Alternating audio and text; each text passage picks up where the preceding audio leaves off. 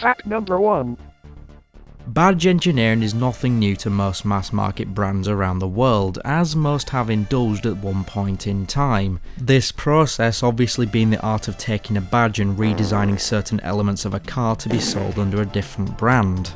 There are obvious examples throughout history, such as the original Mini, also being known as things like the Riley, the Insignetti and the Wolseley, or the Chrysler Town & Country also being released as a Dodge, Volkswagen and even a Lancia.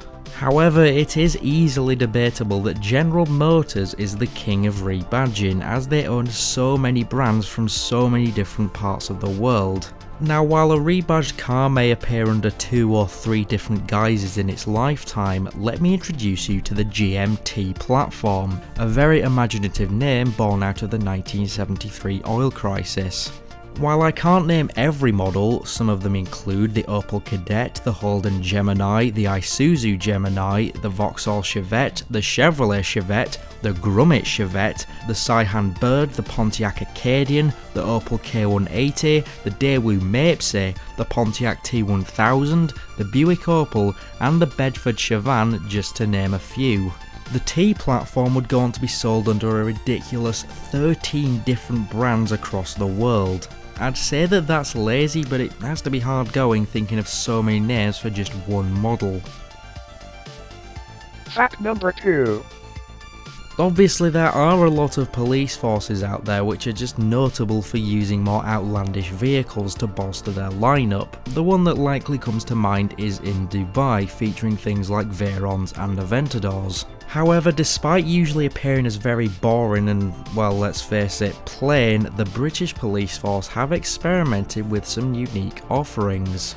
Some examples include the Lexus ISF, the Rover SD1, a range of Mitsubishi Lancer Evos, the Ford Raptor, the MGB Roadster, and best of all in my opinion, a special one-off Ford RS200, which definitely stands out against the sea of Volvos and Vauxhalls. Fact number 3. V8s usually come with the thought of huge gas-guzzling American muscle cars from the horsepower wars of the 1960s, or the modern supercar with perfectly tuned engines. Ferrari is one of these latter examples, which has a strong tie to the V8, with it powering many of their greatest hits throughout history.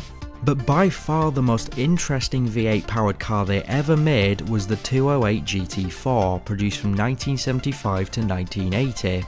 Simply put, it has the all-time smallest V8 ever fitted to a production car at a measly 2 litres, which seems pretty comically minuscule.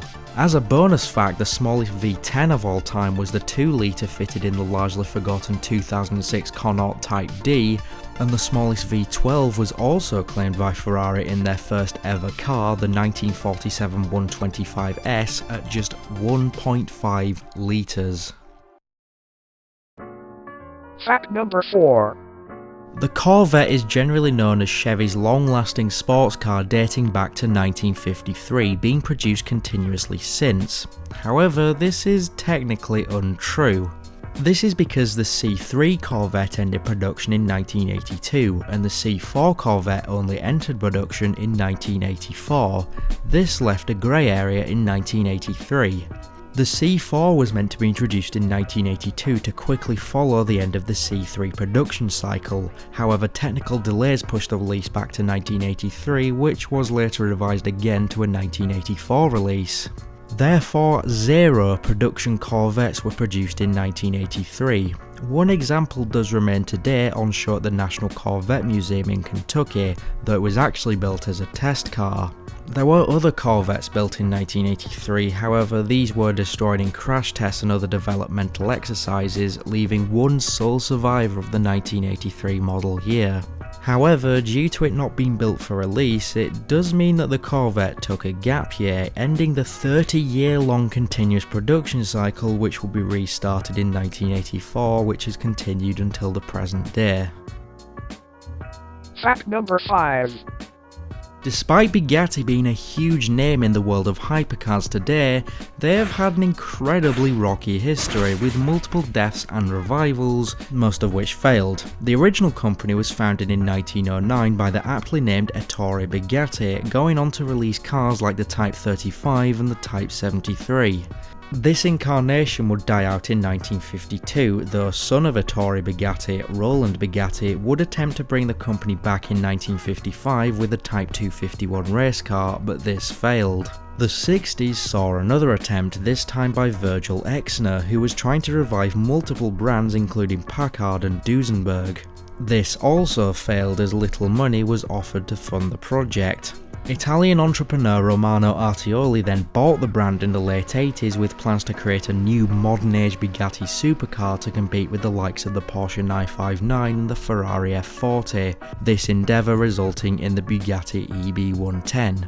However, despite the car itself being well praised and many orders being placed pretty quickly, the recession of the early 90s quickly put a stop to any progress the EB110 was making, adding another point to their tally of failures.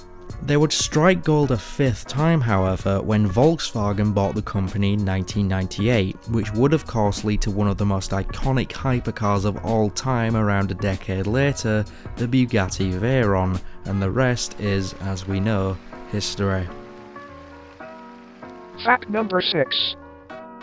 The Toyota Century acts as the brand's flagship model in Japan, being that it is a luxury limousine.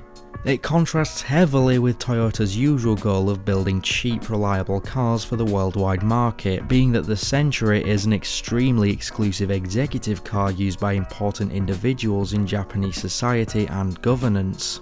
Despite being introduced in 1967, however, the Century has only gone through 3 distinct upgrades, one in 1997 and one in 2018, showing the longevity of the design.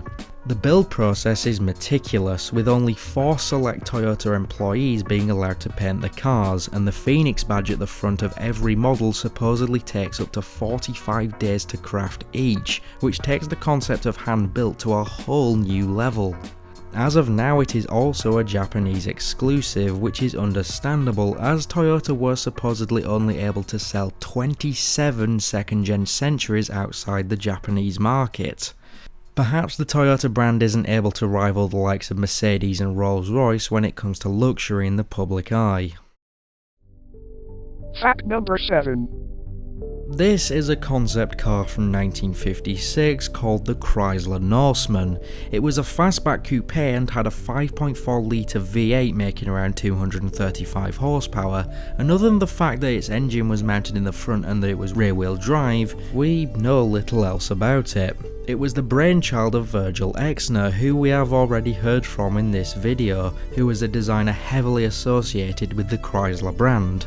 Chrysler was aiming for a revitalisation of its brand appearance throughout the 50s, and the Norseman represented this very well, with very aggressive styling, and by only using C-pillars to connect the roof, driver visibility was practically 360 degrees. Despite having a number of interesting features such as a shatterproof windshield, by far the most interesting part of the car is how it was lost to the pages of time. Because it was built by Ghia in Italy, Chrysler had to ship it across the Atlantic in time to feature it as a centrepiece at their auto exhibit in 1957. It was to be sailed across on the SS Andrea Doria, a ship that collided with the MS Stockholm on this voyage, which was sailing to Europe. The Doria eventually sank, and as well as 51 lives being lost to the sea, the Norseman never saw the light of day again. It was partially rediscovered by divers in one of the cargo holds in 1994, but had been eroding for so long that only the wheels remained recognisable. Fact number 8. While being the most mass-produced sports car in the world and a true icon of the motoring landscape, the Porsche 911 was actually very close to meeting its end in the 1970s. Despite being introduced in 1964 and everyone singing its praises from the start, the 911 sales began to decline towards the end of the decade, and especially when the gas crisis hit in 1973. Serious considerations were spearheaded by managing director Ernst Fjordman to outright replace the 911. The 928 was conceived as this replacement, the front-mounted V8 Grand Tourer being a stark departure from the rear-mounted 6-cylinder of the sporty 911. Porsche believed this setup would be much more popular with the wider public and perhaps even be able to extend its reach to new markets. The 928 was also Porsche's first ground-up design. Everything else they produced at the time was either an evolution of something else or the result of a collaboration. Even the 911 was a direct evolution of the 356. However, while sales of the 928 were admirable, there was an uproar even at those at Porsche itself against the replacement, and the 911 and 928 would go on side by side until the 928's discontinuation in 1995. Thanks for watching, everyone. This is another type of video that I wanted to try for the channel. It's a bit easier for me to make, I think, and it really allows me to cover some cool topics that wouldn't take up a full video on their own, so let me know below what you think of it. Also, a very special thanks to Ben Wright and Bryn Palmer, who are very generously donating at the highest tier on my Patreon. Just £1 a month is an amazing help, and I also have a Discord server and an Instagram page, links in the description below. Again, thank you for watching, and take care.